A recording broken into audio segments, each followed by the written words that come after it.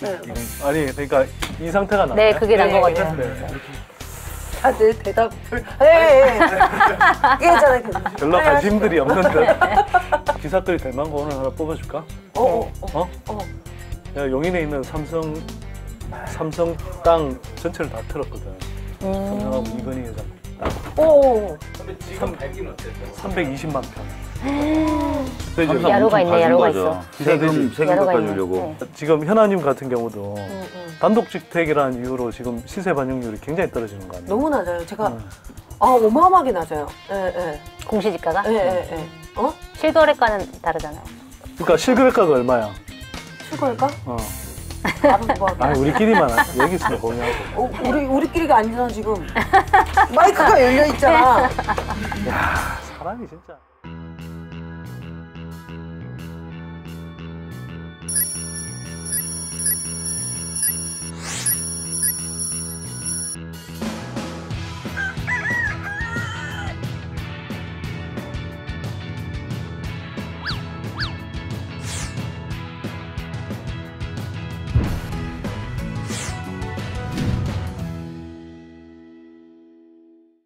법에 대한 관심이 우리 사회를 바꾼다. 박주민 송채경화의 법파리 발의 17번째 시간 시작하겠습니다. 안녕하세요. 송채경화입니다.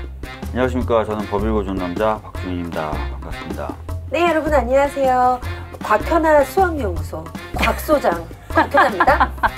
네. 언제 그 명함 그걸 다루셨어요? 제가 좀 직함이 여러 개가 있는데요. 네. 그래서 오늘 이분이 나오신다 그래가지고 제가 소장 타이틀이 하나 있거든요. 그래서 같은 소장 대 소장으로서 제가 오늘 제 소개를 좀 해봤습니다. 그렇군요. 네. 예. 그럼 오늘 패널을 소개를 해드려야 될 것 같은데, 네, 경제 전문가시죠. 경제 분석가로 불리시는 선대인 경제연구소의 선대인 소장님 나오셨습니다. 네, 안녕하세요. 반갑습니다. 반가워요 소장님. 곽 소장. 선 소장. 소장끼리. 같은 급으로 놀려고 하지 마세요. 소장이라고 다 같은 소장이야. 무슨 연구성과 하나 없는 소장이. 왜 그래? 초등학교 산수, 초등학교 수학 문제 해설집이라도 하나 내봐요. 지금 저희가 원래 나는 곱슬이다 네. 그 팟캐스트를 같이 하고 있잖아요. 네. 거기서 이제 거의 톰과 제리, 네, 톰, 제리 뭐 이런 느낌으로 네. 그래서 저희가 좀 티격태격하는 컨셉인데 실은 무척 친합니다. 네. 누구 마음대로. 네. 최근에 이제 강남 집값이 뭐 폭등한다 이렇게 네. 보도가 되면서 덩달아 문재인 정부 들어와서 파리 종합대책이나 이렇게 해서 부동산 파리? 양도 소득세를 내는 파리. 네. 파리 종합대책 같은 경우 효과가 없고 오히려 역효과를 불러일으키는 거 아니냐 그런 비판이 이런 얘기가 굉장히 나오는데 많아요. 어떻게 생각하세요? 관련돼서 칼럼도 많이 쓰시고 그러셨던 것 같은데. 그러니까 저는 그게 이른바 그 기득권 언론들의 그 왜곡된 프레임이라고 생각해요. 네. 허시만이라는 이렇게 경제학자가 사실은 보수의 레토릭, 반동의 레토릭의 전형적인 방법이 세 가지가 있다고 했는데, 이제 기본적으로 효과가 없다, 무용론, 네. 네. 그 다음에 역효가 난다, 네. 네, 역효과론, 그 다음에 이렇게 개혁하면 위험해, 이런 식으로 늘 레파토리를 구성하거든요. 근데 지금 최근에 뭐 보수 기득권 언론들이 이렇게 하는 행태를 보면 정확하게 그 프레이밍입니다. 그러니까 문재인 정부의 대책이 약발이 없어. 네. 효과 없다는 뜻이죠. 네. 그다음에 이렇게 억누를수록 오히려 역효과가 집값은 더 올라. 네. 역효과론을 정확하게 이제 구성하고 있는 거죠. 근데 제가 보기엔 효과 없지 않습니다. 그런가요? 예. 그러니까 이게 이 프레임을 우리가 좀 제대로 인식해야 되는 거죠. 근데 그럼 네. 그 효과는 어디서 확인할 수 있는 건가요? 그러니까 우리가 한번 생각해 보자고요. 그러니까 문재인 정부 들어서기 전에 수도권 전역이 막 달궈졌었어요. 그 다음에 지방의 경우에도 뭐 부산, 대구, 제주, 광주 이런 쪽에 다 뛰었단 말이에요. 네. 근데 문재인 정부 들어오고 나서 파리 부동산 대책 나오고 또 뭐 추가 대책들이 나오면서 일단 지방의 집값들은 부산 정도를 제외하고는 대부분 잡혔거든요. 부산도 뭐 상승세가 좀 누그러졌습니다. 그 다음에 수도권의 경우에도 서울을 제외하고 경기, 인천 정도는 집값 상승세가 굉장히 완화됐거든요. 또 전반적으로 전세가가 되게 안정됐습니다. 그러면 남아있는 데가 이제 강남 재건축을 비롯해서 이제 서울 집값 정도거든요. 네. 그러면 이렇게 따져보면 약발이 있는 거 아닌가요? 강남만 아직 덜 잡혔다라고 네. 볼 수 있는 거지 효과가 없다라고 이야기하진 않죠. 근데 이 조중동류의 이제 기득권 언론들은 이간질 시키는 걸 굉장히 잘하죠. 그리고 특히 노무현 정부 때의 경험을 통해서 어떻게 하면 사람들이 부동산 문제를 통해서 민심이 이반되게 만들 수 있는지를 되게 잘하는 것 같아요. 근데 사실은 노무현 정부 때의 그런 정책 효과도 굉장히 왜곡해서 보도를 하고 있어요. 제가 그래요?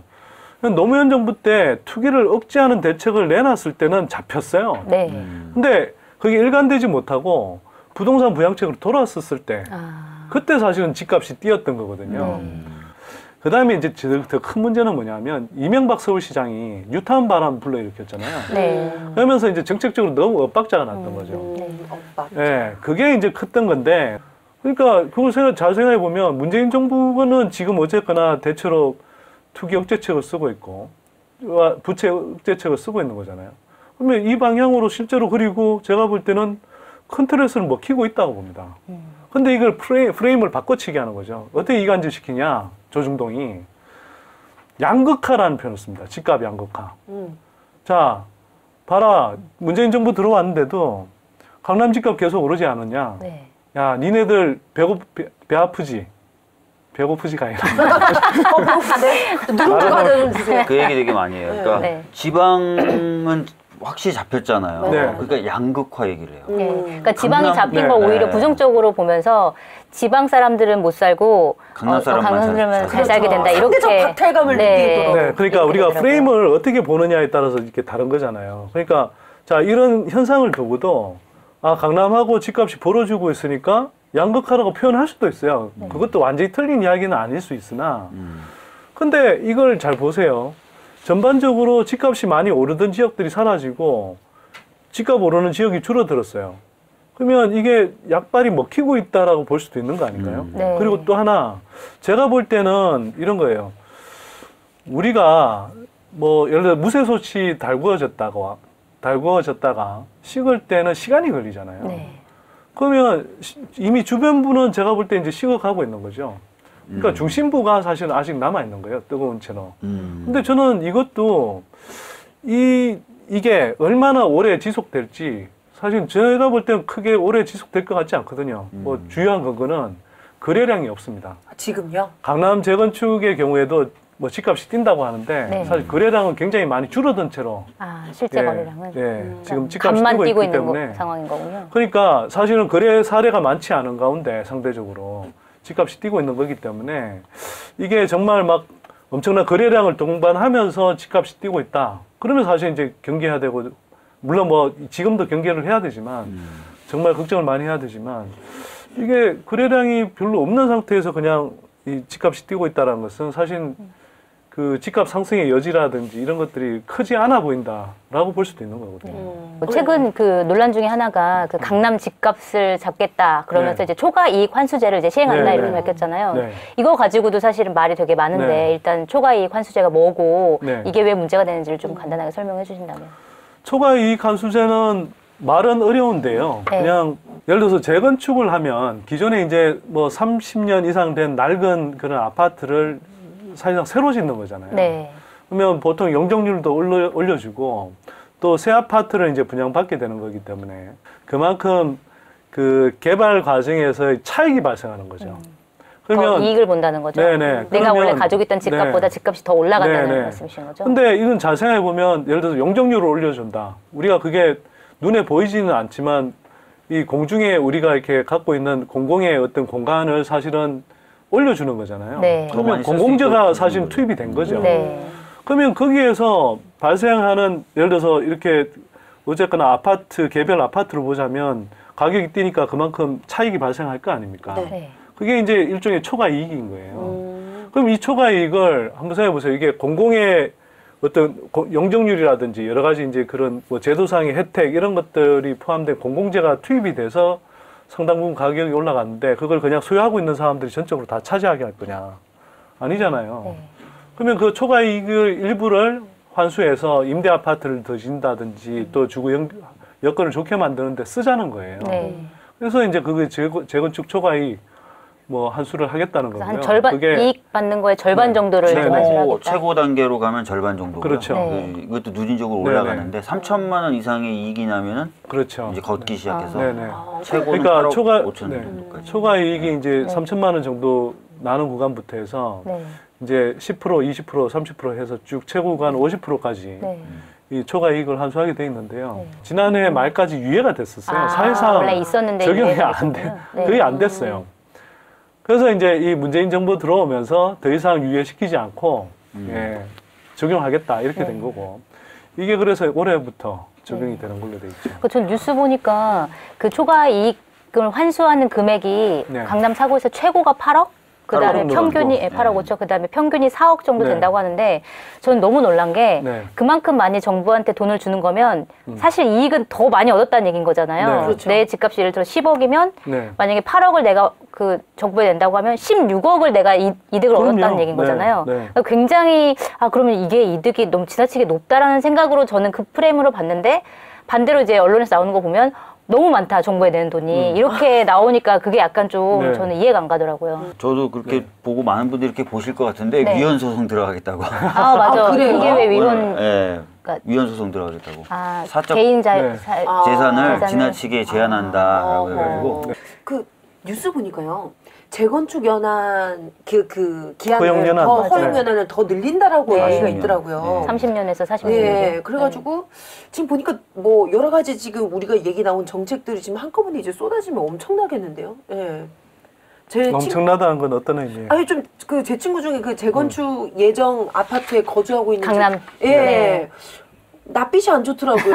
굉장히 예. 막 좀 새콤해가지고 이렇게 좀 우울하고 예전에는 막 싱글벙글 웃으면서 막 이랬었는데 지금 여러 가지 이렇게 좀 옥죄는 외국 정책이 사람들이 나오니까. 우리나라 와서 돌아다니면서 봤을 때 가장 네. 기괴하게 느끼는 것 중에 하나가 네. 우리 아파트 다 낡았다. 그래서 이제 재건축 들어간다. 경축. 이렇게 써진 걸 보고 왜 그러지? 왜 니네 집 무너질 것 같다는 걸 왜 경축하냐?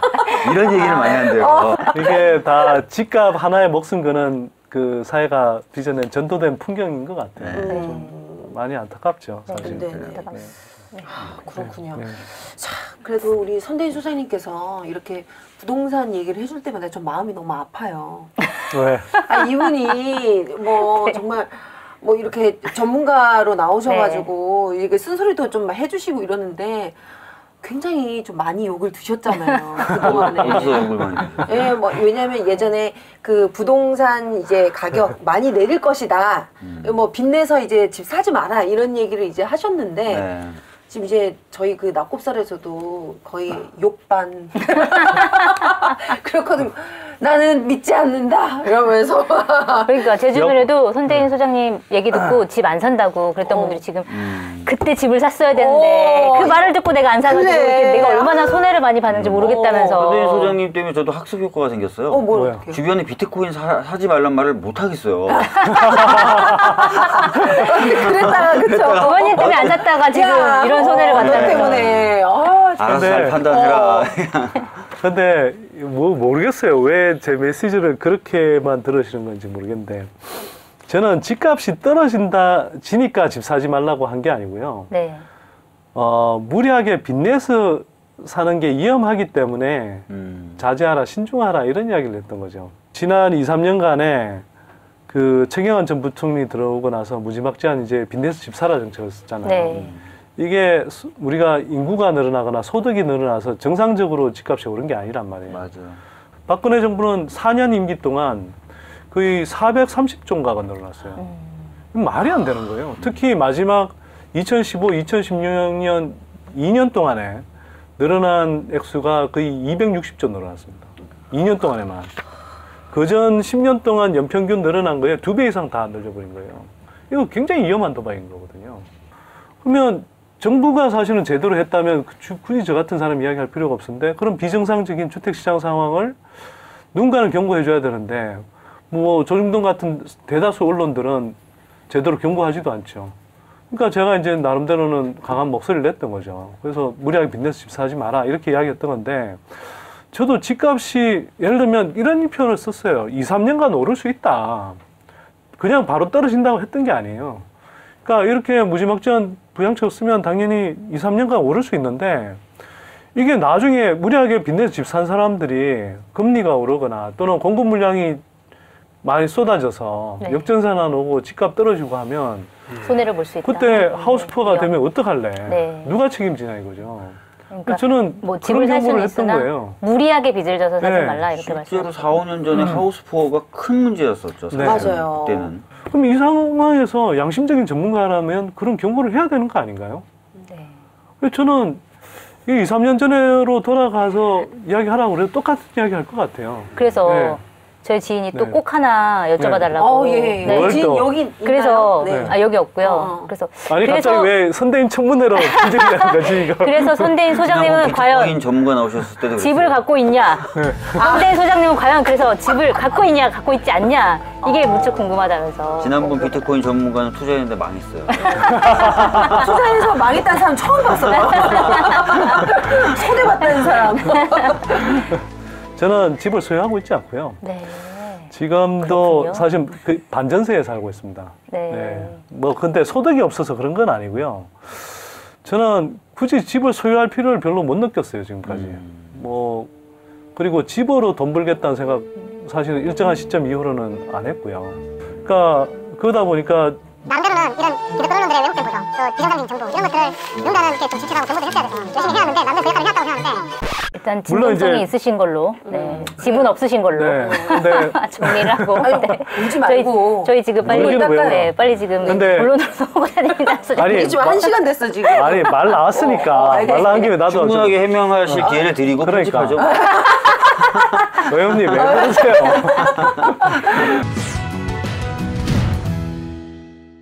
자, 오늘 본론으로 들어가겠습니다. 오늘 우리가 부동산 이야기를 하면서 살펴볼 법안이 있는데 굉장히 따끈따끈한 법안이에요. 바로 얼마 전에 지난 19일 발의한 박주민 의원님께서 발의하신 법안이죠. 종합부동산세법 일부 개정 법률안. 저도 몰랐는데 20대 때 발의된 첫 보유세 관련된 법안이래요. 아, 19대 때는 3개인가 4개가 네. 발의됐었는데 20대 네. 때는 제가 처음 발의했다 그러더라고요. 네. 저도 몰랐는데 오늘 그러더라고요. 저희가 또 네. 끄집어냈나요? 네. 아 그렇군요. 의미가 있습니다. 의원님은 상임위가 지금 기획재정이 법사위예요. 그러니까 기획재정위가 아니시잖아요. 네. 근데 또 내셨네요. 네, 이걸 내면서 네. 공부도 하는데 네. 저희 정체성은 무엇인가 이런 공부를 아까부터 뭘 계속 적으시는데. 그러니까 그런데- 굉장히 열심히 공부하시는 것 같아요. 뜻이 있으면 하는 거죠. 네. 그러니까 사실은 네. 작년에 네. 작년부터 이제 저희 당에서는 이 얘기가 네. 계속 나왔었어요. 네. 네. 근데 아무도 법안 안 내. 왜 못 건드리는 거죠? 그래서 이거는 좀 선도적으로 내야 얘기가 더 촉발되겠구나라고 그쵸. 해서 사실 작년부터 계속 준비를 해오다가 발의를 했는데 발의를 하고 나서 보니까 이제 또 추미애 대표님도 신년사에서 또 언급하시고 또 계속 또 언급이 되더라고요. 예. 네. 내용 얘기 좀 굉장히 해주세요. 네, 그래서 왜 그러면은 종부세 개정이 왜 필요했는지 이제 설명을 좀. 그러니까 뭐 다 아시다시피 우리나라 같은 경우에는 그 보유세 부담이 OECD 평균도 안 돼요. 그러다 보니까 다주택 보유자들도 많고 그래서 이제 그런 평가도 나왔던 거예요. 주택을 아무리 공급해도 이제 다주택자들이 주택을 더 많이 가져가니까 주택 가격 안정이나 이런 것들이 이루어지지 않는다는 것이죠. 그래서 OECD 적어도 평균 수준으로까지는 보유세를 한번 올려보자. 그렇게 되면은 부동산 시장이 좀 안정화되면서 국민들이 좀 집을 고르게 가질 수 있는 그런 세상이 오지 않을까. 네. 네. 그런 순진한 마음에서 아니 근데 의원님은 저기 혹시 집 전 있어요. 네. 있으시군요. 제가 거지 그러니까 사람들이 집 있으세요? 집 있어요. 집 되게 없어 보이시는데 있으시군요. 네. 저도 로펌 변호사도 저도 하고. 집 있구나. 있으세요? 기자님? 있습니다. 다 저는 보유- 아파트는 아니고요. 다 그럼 네. 사신 거예요, 다들? 아니 저는 이제 현아 씨도 집이 있잖아. 아니, 나 집 무슨- 없어. 지금 없잖아. 이제 살려고. 네, 지금. 샀잖아. 아니, 아직 잔금 안 치렀잖아. 그럼 내 거 아니지. 대부분 다 은행 거예요. 에이. 저희 집도 저희 저는 집도. 죽지도 못해요. 은행 때문에. 내 목숨은 은행 거예요. 지금. 은행이 와서 막 인건복도 시켜주고. 일어난 말이야. 인생은 전세 아니면 월세죠. 그 많은 집은 누가 다 가지고 있을까요? 감사원 통계에 따르면 우리나라 실질 주택 보급률은 107.5%예요. 하지만 주택난은 여전히 심각한데요. 통계청에서 발표한 주택 소유 통계 결과에 따르면 우리나라 주택 소유 가구 비중은 전체 가구 중 55.5%. 바꿔 말하면 전체의 44.5%가 무주택자라는 의미예요. 107.5%와 44.5%. 이 차이는 어떻게 나오는 걸까요? 통계청 자료를 보면 2015년 기준 주택 자산 상위 20%가 전체 주택의 51.7%를 점유하고 있어요. 박광훈 의원이 국세청과 안전행정부로부터 받은 자료에 따르면 부동산 부자 상위 1%가 주택 90만 6천 채를 소유하며 1인당 평균 6.5채를 소유하는 것으로 나타났죠. 결국 부동산 부자들이 부동산의 절반 이상을 점유하면서 주택은 부족하고 가격은 올라가죠. 부동산 시장이 안정되려면 소수의 부동산 부자들이 보유하고 있는 물량이 풀려야 해요. 보유세도 그 방법의 하나로 제시되고 있는 거죠. 보유세는 주택 소유자 중 상위 1.7%에 부과되는 세금이에요. 하지만 한때 국민의 욕망과 기득권의 저항으로 제대로 작동되지 못했죠. 어서 우리 모두가 집 걱정 없이 행복한 삶을 사는 날이 왔으면 해요. 이상 자료 읽어주는 남자 이재호 기자였어요. 언제가 될지 모르지만 또 만나요. 그리고 또 이제 기업들도 진짜 업무에 필요하지도 않은 부동산들 많이 보여. 맞아요. 그것도 굉장히 큰 사회 문제죠. 그리고 큰 사회 문제라서 그런 것들도 좀 처분하게 만들고 아니면 세금이라도 좀 내게 하고 맞아요. 이럴 필요가 있거든요. 그래야 기업들이 땅에 투자를 안 하고 사람에 투자, 사람 그러니까요. 고용하고 뭐 이렇게 네. 투자하고 하는 건데. 2008년부터 한 2014년까지 상위 1% 기업이 보유한 부동산이 한 546조 원. 굉장히 많죠. 에서 966조 원으로 늘은 거예요. 966조 원을 늘었다고요? 네. 두 배 가깝죠? 네. 그러니까 사실은 말씀하신 대로 뭔가 기술 투자나 인적 자원에 대한 투자를 안 하고 땅에다 투자한 것으로 볼 수도 있죠. 참. 아, 이만한 땅을 갖고 뭘 하려나 모르겠어요. 돈을 지금 벌고 있는 거죠. 박주민 의원님 말씀하신 거에 좀 보충을 드리면 이제 우리 보유세 이제 부담이 이제 OECD 평균에 미달한다 이렇게만 말씀하셨는데 실제로는 매우 낮아요. 매우 낮다고요? 실효세율 네, 실효세율이 네. 뭐 이제 0.3% 가표 기준으로 0.3% 이렇게 이야기하는데 실제로는 가표 자체가 굉장히 낮게 가표가 아니라 과표죠. 네. 과세 표준 자체가 엄마 아파트. 굉장히 낮게 잡히기 때문에 네. 실제 시세 대비로는 제가 볼 때는 실효 보유세율이 한 0.1%나 될까요? 진짜요? 그럼 OECD 0.1%. 평균은 어떻게 네, 되나요? 네. 그래서 평균이라고 좀 표현하기가 힘든 게 네. 뭐 나라마다 다른데 뭐 일본 같으면 뭐 0.5%, 뭐 독일 이런 나라들 0.5, 0.7 뭐 이렇고 미국 같은 경우는 뭐 주마다 이제 좀 많이 달라요. 다른데 이게 0.4%에서 뭐 2% 넘어가는 그런 주도 있고요. 네. 평균 한 1%가 넘는다고 보면 됩니다. 미국 같은 경우는. 그런 거에 비하면 한국은 사실 굉장히 낮은 거죠. 네. 0.1%는 굉장히 낮아요. 과표가 낮다는 게 어떤 의미시냐면 저희는 네. 이제 실거래가에다가 네. 세금을 물리는 게 아니에요. 네. 공시지가라는 걸 산정해요. 네. 근데 그게 보통 실거래가의 주택 같은 경우 60%. 네. 네. 근데 그거에다 세금을 또 부과하는 게 아니라 네. 공정시장 가액이라고 해서 또 공시지가의 한 80% 정도 돼요. 80%만 인정을 또 인정을 거기서도 또 해요. 80%만. 네, 그래서 거기다가 네. 세금을 물리니까 네. 실제 거래 가격에 네. 비하면 굉장히 작은 부분에다가 네. 또 네. 세금을 물리고. 박근혜가 삼성동 자택을 팔았잖아요. 이게 63억인가 팔았어요. 공시주택 가격은 얼마나 잡혔냐? 네. 23억밖에 안 잡혔어요. 거의 3배. 그러니까 대략 계산해보면 40% 수준밖에 안 되더라고요. 네. 아니 일반 서민들이 사는 아파트는 이게 60~70%의 최소 60~70%의 공시주택 가격이 잡히는데 가표의 기준이 되는 뭐 박근혜 집만 그런 게 아니고요. 재벌가의 집들, 뭐 이건희 회장 집 그런 뭐 막 몇십억 되는 집들. 최소 몇십억 이상의 그런 단독주택들은 거래가 잘 안 된다는 이유로 그래서 실제 거래 가격을 파악하기 힘들다는 이유로 굉장히 낮게 잡아놔요. 근데 거래가가 파악이 안 되긴 뭐가 안 돼요. 은행에서는 그러면 그런 주택들 담보로 해서 빚을 어떻게 빌려주냐고. 은행에서 빌려줄 때는 공시주택 가격보다 훨씬 높게 산정해서 빌려주거든요. 그러니까 파악할 수 있어요. 왜 못 파악을 해요? 네. 근데 이제 종합부동산세라는 게 종부세라는 게 사실은 그 참여정부 때 2005년에 새로 생긴 법이잖아요. 아, 그때 대단했죠. 네, 그래서 그게 굉장히 획기적이고 그다음에 그래서 자산 분배 효과가 엄청나다 뭐 이런 얘기들도 나오고 그다음에 세수도 굉장히 많이 거쳤었고 맞아요. 그런데 2조가 넘게 거쳐졌었고. 네. 그래서 이제 실질적으로 효과가 있는 세제였던 있다고 평가를 받았어요. 예, 그랬는데 이제 그게 정권이 바뀌면서 이제 이명박 정부 들어서 거의 그것이 이제 유명무실화되는 맞아요. 법안으로 네, 바뀌었는데 네. 그 과정을 조금 설명해 주세요. 그러니까 사실은 이게 전체 국민들 중에 아주 극소수만 한 48만 명 정도만 세금을 냈었거든요, 종부세가. 네. 그러니까 그게 많지 않은 거예요. 근데 이게 마치 어마어마하게 많은 사람들에게 세금 폭탄을 때리는 것처럼 호도가 된 거예요. 네. 그래서 제가 전에 한번 말씀드렸는데 그 서울역에 노숙하시는 분에게 요즘 어떻게 지내시냐니까 너무 힘들다. 노무현 정권 때 인터뷰하면서 왜 이렇게 힘드시냐 그랬더니 그놈의 종부세 때문에 힘들다. 그렇게 된 거예요. 네. 근데 때마침 또 헌재에서 위헌 판결이 나왔는데 위헌 판결이 이 종부세 자체가 위헌이 아니라 네. 굉장히 일부 내용에 대해서만 네, 위헌 네. 판결이 난 거예요. 뭐냐면 네. 그 제가 있고 가족들 있잖아요. 근데 이 가족들 거를 다 합산해서 세금을 물리는 게 개별적으로 세금을 물리는 원칙에 위배된다라는 이유로 그 위헌을 한 건데 마치 종부세 자체가 위헌인 것처럼 또 호도가 되면서 네. 이제 이명박 정부 들어서서는 이제 그런 여러 가지 국민적인 정서와 위헌 판결에 대한 오도 이런 걸 섞어가지고 무력화시키면서 최고 세율을 막 절반으로 깎고 네. 그다음에 뭐 과세 표준에서 까주는 금액 같은 경우도 막 높이고 이런 식으로 하면서 실질적으로 거의 유명무실한 세금들. 네, 네, 네. 뭐 실제로 이제 그 지나고 나서 감세 정책 이후에 그런 변화들을 보면 뭐 이른바 부자 감세라는 것이 뒤집어 보면 서민 정세였다는 거 너무나 뚜렷하게 나왔잖아요. 근데 이게 종합부동산세도 이제 명목은 하여튼 부자 감세해주면 경기 살아난다는 건데 살아나긴 뭐가 살아나요? 맞아요. 그렇죠. 이게 이제 옛날부터 이 이론이 있었는데 소비 성향이라고 있는데요.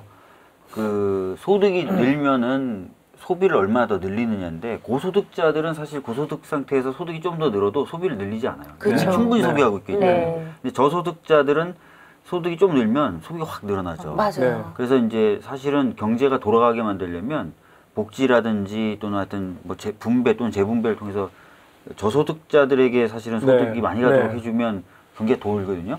근데 계속 이 국물 효과, 낙수 효과 강조하면서 했던 게 네. 실질적으로 최근에 뭐 OECD라든지 뭐 이런 데서 발표한 자료에 따르면 없다는 없었다. 거야. 네. 낙수 효과는 없다. 낙수 효과는 없다는 거예요. 낙수효과가 없을 뿐만 아니라 이제 박주민 의원님 말씀하신 대로 이제 이른바 피라미드의 밑바닥에 있는 사람들한테 좀 공공이 지원을 해주고 그 사람들이 소비를 하게 하면 어디 가겠어요, 그 사람들이.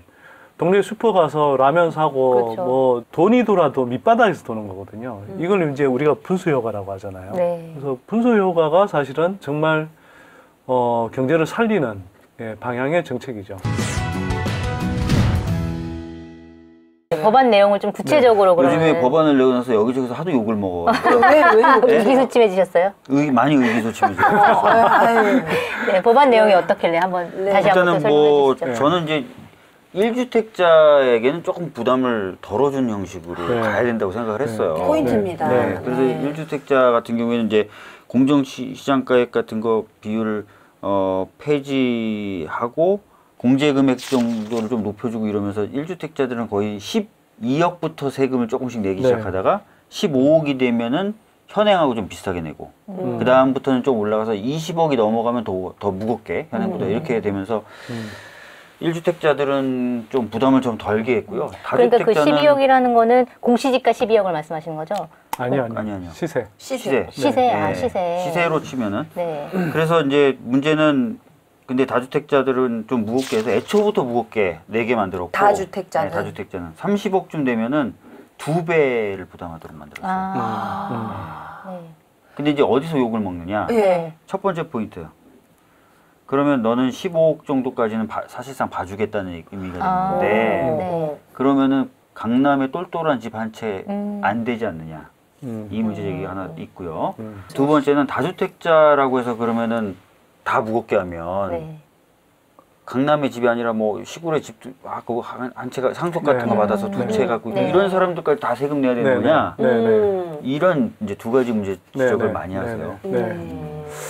사실은 이제 아까 뭐 말씀을 하셔서 제가 이제 그 먼저 말씀 안 드린 게 이제 이런 박지민 의원님 욕먹는 부분을 제가 같이 욕먹을 필요는 없잖아요. 이미 저는 충분히 이런 전략적인 판단. 예. 충분히 욕을 먹고 있기 때문에 너무 오래 살 거기 때문에 지금.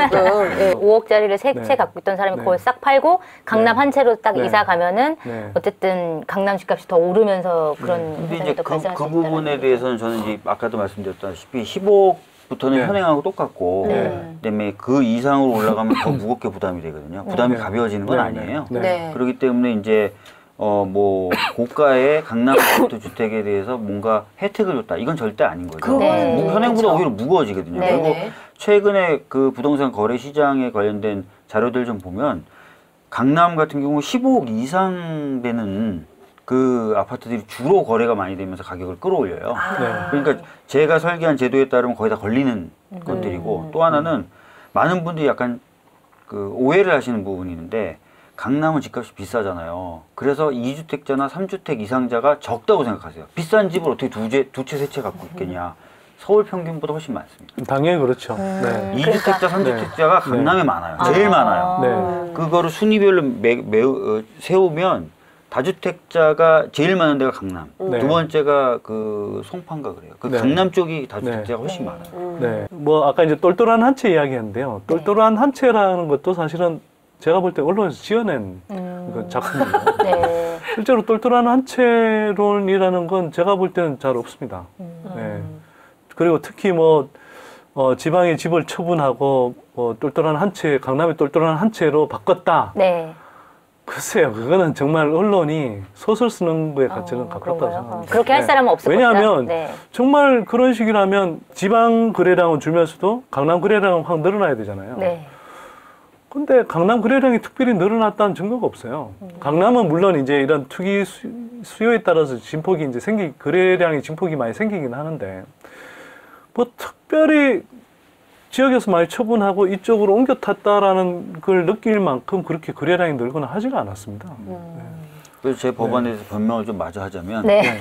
아, 말씀 잘랐어요. 강남에 다주택자가 의외로 많다는 거예요. 네. 그래서 다주택자들에 대해서 부담을 지으면 강남에 매물이 나올 수밖에 없죠. 그렇죠. 이론대로라면. 네네. 그러면 이제 강남시장 자체도 안정화가 되는 거예요. 그래서 그런 저희가 숫자나 현황을 보고 설계한 거기 때문에 그 겉으로 봤을 때 그런 거하고 좀 다르게 설계돼 있고 또 하나 아까 시작 전에 좀 말씀드렸던 것처럼 그 세금을 결정하는 요인 중에 이제 뭐 공시지가, 공정시장 가액, 세율, 그다음에 세금을 물리는 구간을 어떻게 설정하느냐 이런 것들이 이제 되는데 제가 손댄 거는 이제 세율하고 뭐 세율을 좀 높이고 공정시장 가액을 제도를 폐지한 건데 공시지가 이제 안 건드리고 또 여러 가지 그래서 정부가 쓸 수 있는 카드들도 있어요. 제가 제 법을 틀로 하더라도. 네. 그러니까 공시지가 같은 경우에는 그러니까 사실 실거래가보다 굉장히 낮춰서 지금 낮춰서 매겨지고 돼 있는데 있잖아요. 그걸 네. 또 높여야 되는 거 아니냐라는 또 목소리가 있는데 그거는 이제 건드리지 그런 건 아예 않았으나 안 된 건드려서. 그거는 정부가 만약에 높인다면 거기에 연동돼가지고 이 법은 어쨌든 네, 되는 뭐 그래서 거니까.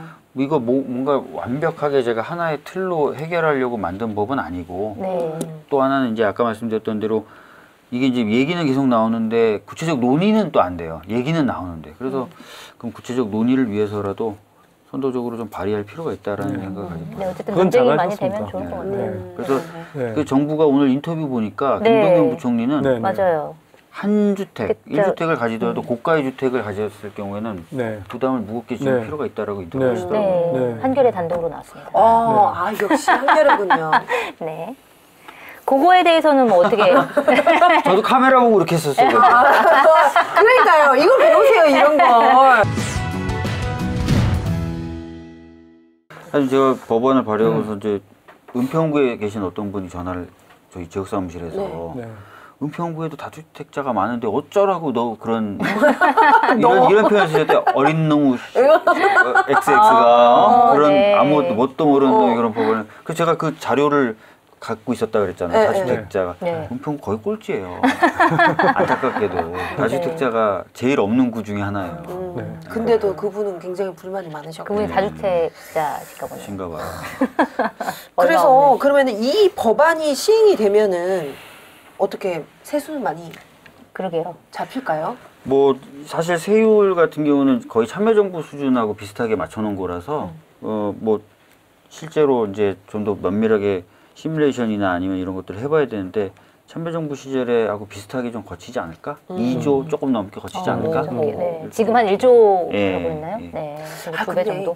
예전부터 이거 진짜 궁금한 거는 여기저기서 많이 이렇게 잡으려고 노력을 하는데도 강남은 그렇게 꼭 눈에 띄게 효과가 없는 것 같은, 오히려 더 오르는 것 같은 느낌이 드는 이유가 뭘까요? 저의 느낌인가요?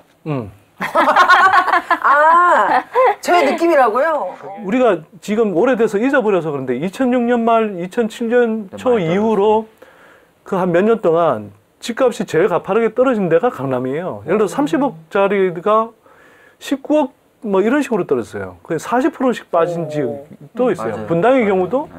뭐 분당 파크뷰 이런 데 막 그 대형 평수 막 30억 가까이 되고 했던 것들이 10억대 중반으로까지 떨어진 적도 있어요.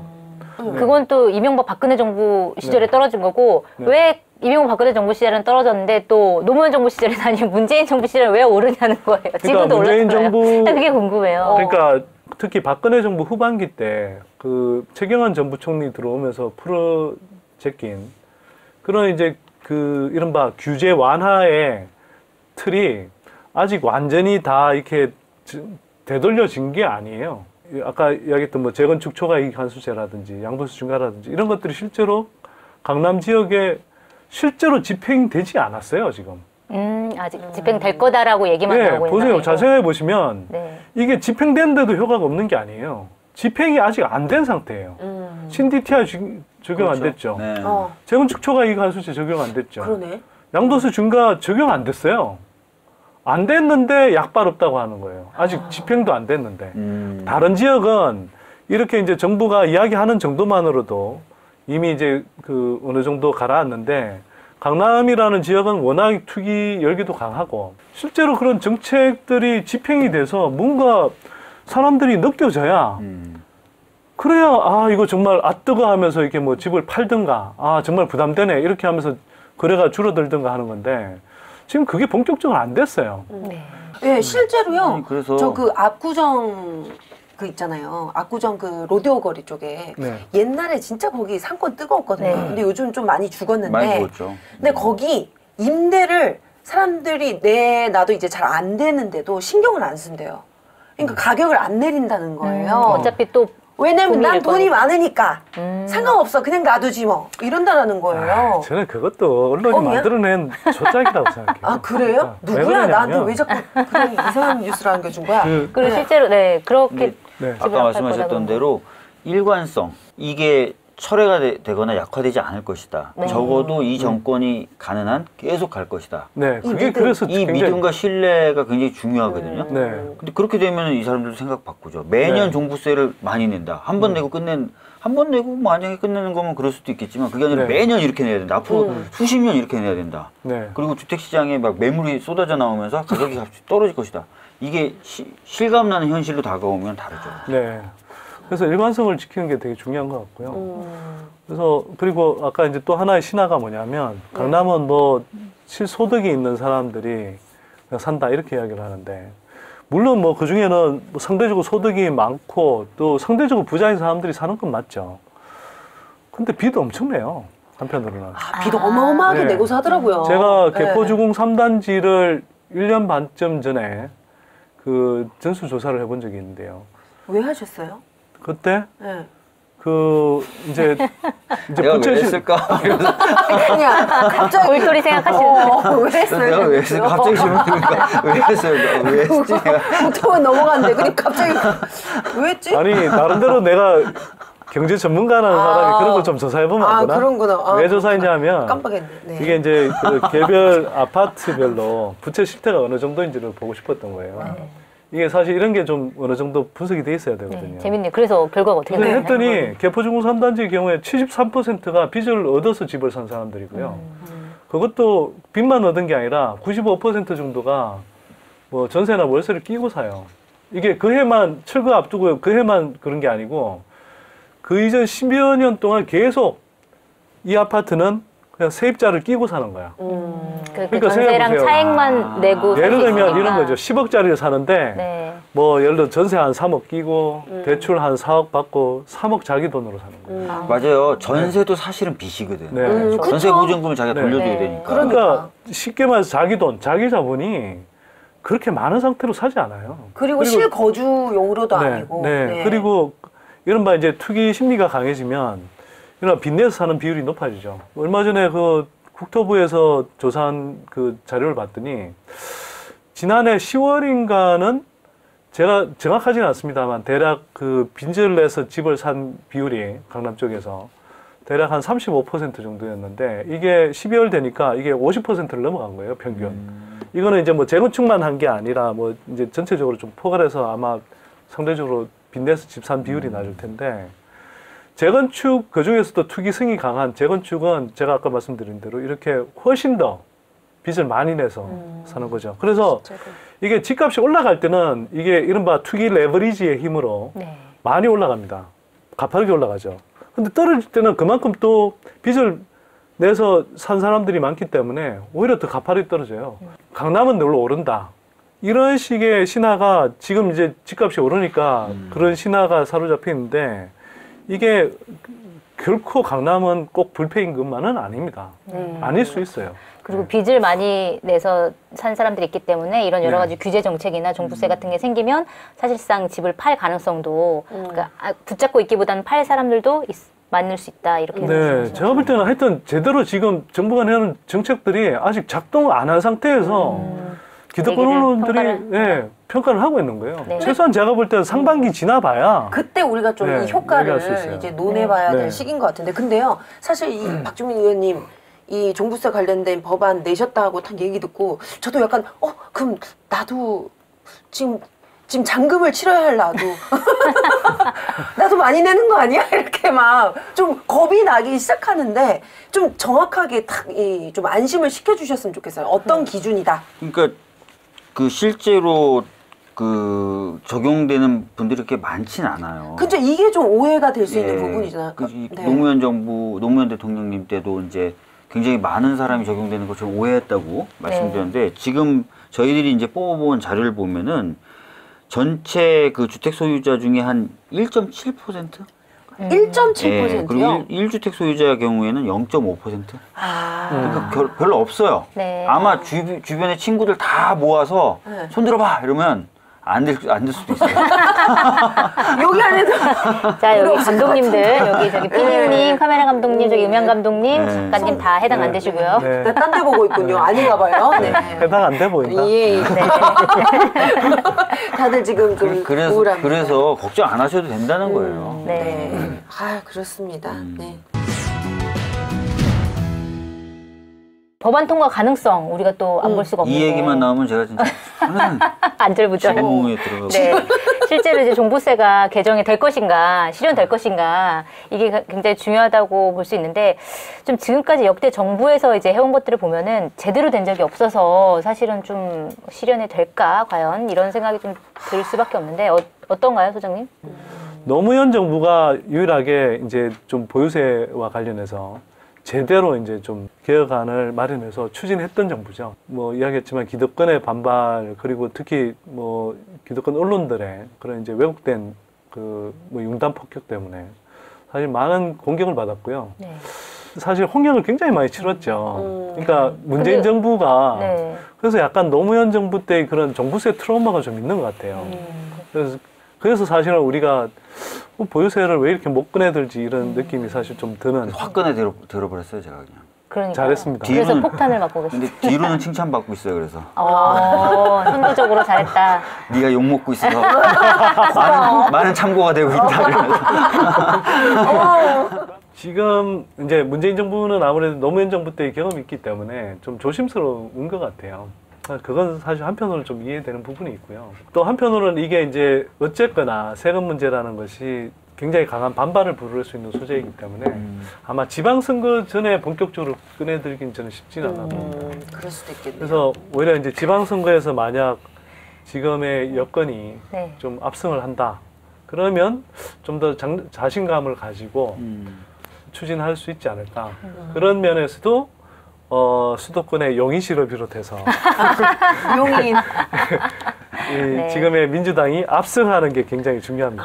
압승이 중요하다. 의외로 응원과 지지하시는 분이 굉장히 많아요. 아 그래요? 굉장히 많아요. 오. 네, 그러니까 뭐 전화 주시거나 아니면 뭐 이렇게 트위터 같은 것으로 뭐 욕하시는 분들도 계시긴 계신데 응원해 주신 분이 굉장히 많고 그 비판하시는 분들 중에도 사실은 또 비싼 1주택은 어떡할 거냐 더 철저히 규제해야지 아 오히려 더. 이런 비판이 더 그럼 많아요. 이거는 응원의 글이네 일종의. 일종의 응원의 그럼 비율로 따져봤을 때 욕과 응원의 비율이 어느 정도 되나요? 그러니까 일단은 뭐 응원이 절대적으로 많고요. 아, 그렇군요. 그다음에 욕 중에서도 응원하는데 욕하는 아, 1주택은 어떻게 할 거냐, 어. 그거까지 챙겨야 되지 않느냐, 네. 이게 또 한 반 정도 되고, 그래서 어. 실제로 진짜, 비판이 그렇게 많지가 않네요. 예, 야, 다주택자를 뭐 못 살게 하려는 거냐, 이런 것들은 별로 없어요. 네. 글쎄 실제로 그다음에 얼마 전에 그 여론조사 보도 나온 게 있었는데 그러니까 정부의 부동산 정책 뭐 잘하고 있다 잘못하고 있다 해서 잘못하고 있다가 더 많이 나온 여론조사 결과가 있었는데 근데 그거를 그래서 많은 언론에서 이거 봐 잘못하고 있잖아 이렇게 많이 보도를 했는데 실제로 그 여론조사를 뜯어보면 뭐냐면 집값이 잡혔으면 좋겠다라는 의지가 거기에 들어가 맞아요. 있는 거예요. 그거야, 집값이 네. 잡지 마라가 아니라 집값이 잡았으면 좋겠는데 과연 이렇게 해서 잡을 수 있겠냐라는 우려가 거기에 이제 표명돼 있는 건데 이제 그거를 많이 안 보더라고요. 그러니까 언론들이 계속 이제 뭐 이 문재인 정부 정책 효과가 없다, 역효가 난다, 집값 뛴다, 자꾸 이런 식으로 이제 보도를 하니까 사람들이 이제 불안한 거죠. 이런 왜곡 보도가 있다라는 건 한 축으로 우리가 또 이해해야 되지만 한편으로는 대중들이 이렇게 판단하는 것 자체는 또 한편은 되게 경각심을 가지고 받아들여야 된다고 저는 봐요. 네. 그래서 정부가 조금 더 한편으로는 강한 시그널을 줄 필요도 있다. 자, 그러면은 어때요? 그 의원님 발의하셨잖아요. 그래서 추미애 대표님이 이거에 대해서 약간 좀 뭐랄까 지지하는 입장을 내보이셨고, 그래서 민주당은 좀 이거에 대해서 긍정적으로 보는 거죠?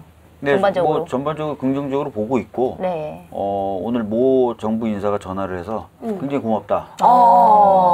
선도적으로 문제 제기해줘서 굉장히 고맙다. 네. 뭐 이런 얘기까지. 모 정부 인사는 누굽니까? 성이 모씨인가 봐요. 그러면 근데 네. 이제 아까도 말씀드렸다시피 이거를 좀 더 보완해서 뭔가 이제 나오겠죠. 근데 네. 그 시기가 이제 3월이라는 얘기도 있고. 정부 정부안. 측에서요? 예, 말씀하신 아. 대로 지방선거 이후가 될 수도 있긴 네. 있겠는데 뭐 네. 최근 언론 보도 보면 3월도 네. 좀 유력한 네. 것 같아요.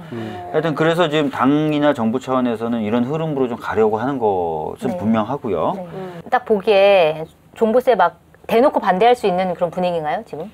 아니 사실 이게 이제 논의가 돼봐야 알아요. 일단은 아까 말씀드렸던 것은 뭐 SNS 상이나 또는 기자분들이 이제 기사 쓰시는 그 톤으로 봤을 때는 대부분 막 반대하시는 분은 없어요, 현재까지는. 이게 과연 좋은 대책일까 정도의 어떤 약간 그런 얘기는 좀 있어도, 근데 전반적으로는 그래도 괜찮은데 자유한국당이나 이때 다른 당들의 분위기를 보려면 이제 이게 심의가 돼야 되잖아요, 네. 국회에서. 근데 아직 지금 비시즌이에요. 네. 법안에 대해서 논의가 안 되니까 명확한 태도는 확인이 안 됩니다. 그렇군요. 지금까지 이야기를 들어보면서 부동산 정책을 만들고 또 시행하는 게 굉장히 어렵다는 걸 알았는데 박주민 의원께서도 끝으로 이제 종부세 그 강화 법안과 관련해서 국민분들에게 꼭 하고 싶은 말씀이 있으시다면?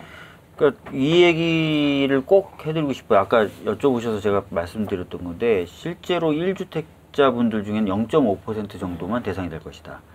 그리고 전체적으로 봐서도 주택 소유자분들 중에 1.7%? 핀셋이다 이거는.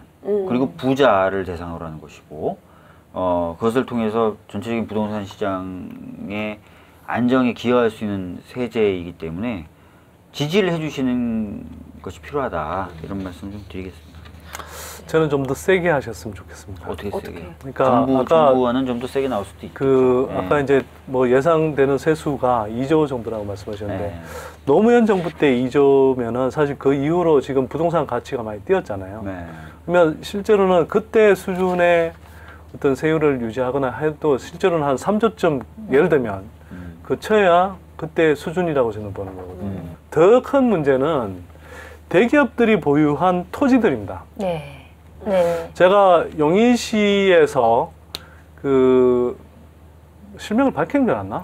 네. 네, 되게 좋아요. 예, 실명. 용인시 아니 좋겠지만 프로를 했으면 좋겠지만 내가 삼성한테 그럼 그건 저희한테 물어보시면 안 되고 각자 판단하셔야 돼요. 자 네, 말씀해주세요. 용인시에서 그 삼성 에버랜드가 있죠. 네. 예, 그게 이제 용인시에 삼성물산 소유로 돼 있고 또 한편으로는 이건희 회장 일가가 갖고 있는 토지가 엄청 많습니다. 대략 제가 조사를 해보니까 960만 제곱미터, 약 320만 평. 네. 예, 용인시 전체 면적의 대략 1.7%. 예, 굉장히 큰 삼성만 면적이거든요. 그렇다는 거예요. 네. 삼성하고 그 일가들만. 그래서 제가 실제 뭐 거래가 많이 되지는 않지만 실제 거래 사례들하고 이제 비교를 해봤더니 대략 평균이 한 30%대 수준밖에 안 돼요. 공시지가가 그러니까 공시지가가 실제 그 시세, 가격에 거래 가격에 그 정도밖에 안 잡혀 있고요. 네. 그다음에 무슨 이유인지 모르겠는데 되게 골 때리는 현상이 하나 있어요. 네, 뭔가요? 이게 이 중앙정부가 공시지가를 대략 이 정도 기준으로 잡아라고 하는 게 표준지 공시지가라는 게 있거든요. 그걸 해서 이제 주변에 이제 개별 공시지가를 이렇게 기초지자체장이 정하게 되는데 표준지 공시지가는 예를 들면 올라가는데 웬일인지 2014년부터 개별 공시지가 이건희 회장이 소유하고 있는 개별 공시지가는 뚝 떨어져요. 그 용인시에서 정하는 건가요? 예. 왜 그게 떨어졌지? 얼마나 아니 떨어진 그러니까 건가요? 저도 그걸 진짜 물어보고 싶어요. 평당 한 8만 원 하던 게 갑자기 3만 원으로 몇 년 지나면서 3만 원으로 떨어집니다. 근데 한번 생각해 보세요. 에버랜드 안에 아무리 지목이 임야라고 하더라도 에버랜드 안에 있는 땅인데 평당 3만 원. 그 상상이 되세요? 뭔가 느낌이 이상하네요. 35,000원에 다 사러 갈까요? 우리?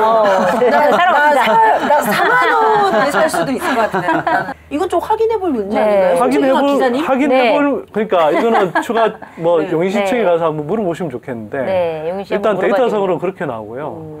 그래서 이런 게 이제 문제인 거죠. 가뜩이나 시세 반영률이 낮은데 그것마저도 지금 더 몇 년 사이에 더 떨어졌다면 그리고 이런 식이라면 한번 생각해 보세요.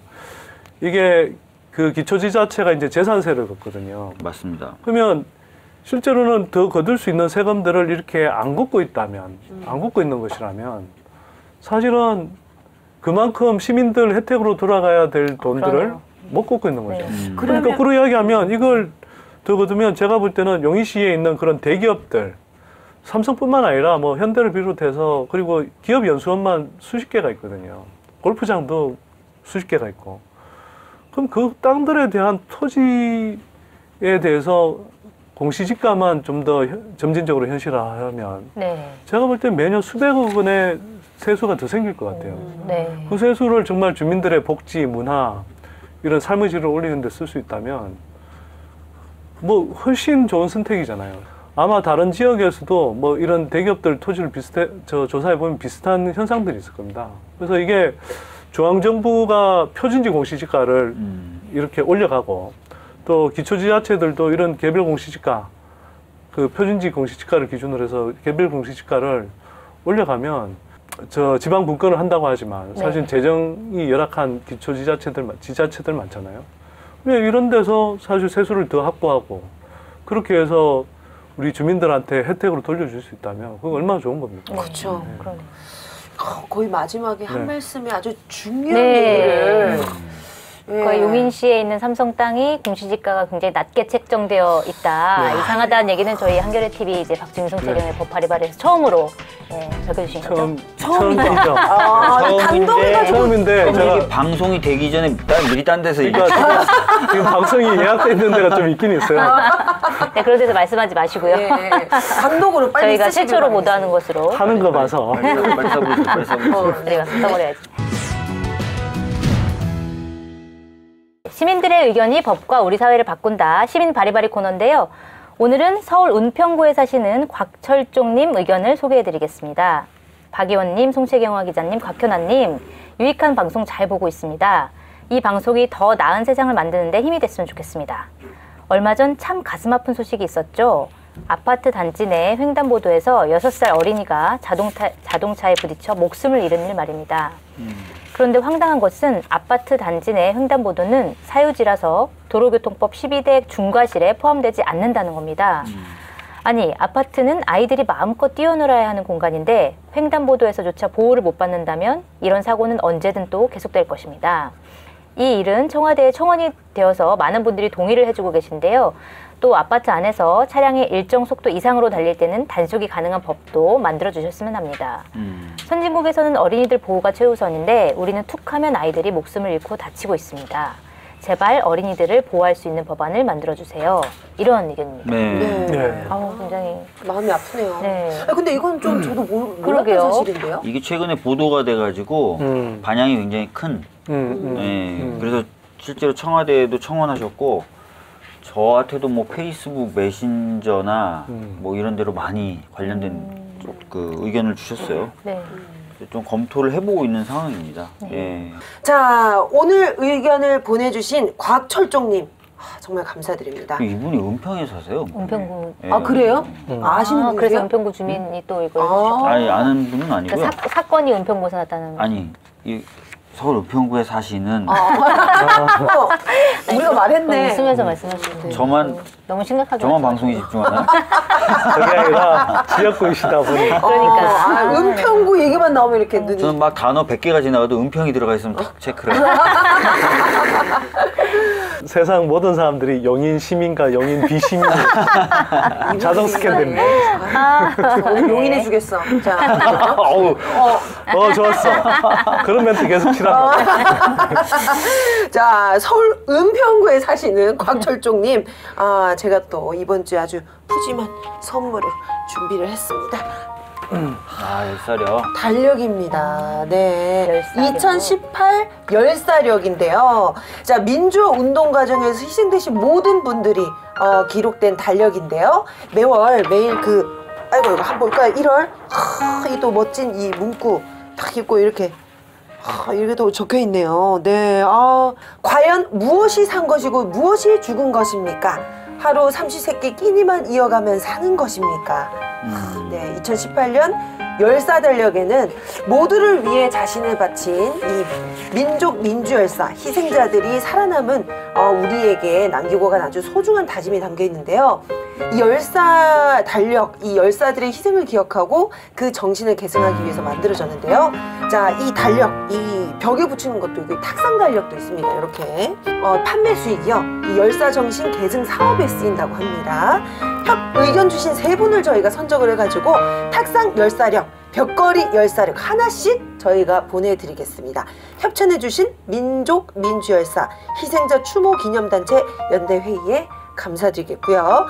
이 선물 받으시려면 어디로 또 글을 남기면 되죠? 저희 페이스북 페이지가 있는데요. 박주민 송채경의 법 바리바리 검색해서 좋아요 꾹 눌러주시고 의견을 남겨주시고요. 거기에 성함, 연락처, 주소 남겨주시면 저희가 선정을 해서 선물을 보내드리도록 하겠습니다. 아유, 오늘 진짜 공부도 많이 됐는데요. 네, 진짜 저도 이거 하느라고 공부 많이 했습니다. 부동산 최고의 전문가. 아닙니다. 진정성은 있으나 집은 없으신. 네. 완전 집, 좋아. 그런 집이 멘트 없는 좋죠. 것으로 본인의 진정성을 증명하고 계십니다. 김대인 소장님 정말 감사합니다. 다음 시간에도 더 알찬 내용으로 찾아뵙기를 약속드리면서 박주민 송채경의 법 바리바리 여기서 마치겠습니다. 감사합니다. 감사합니다. 고생하셨습니다.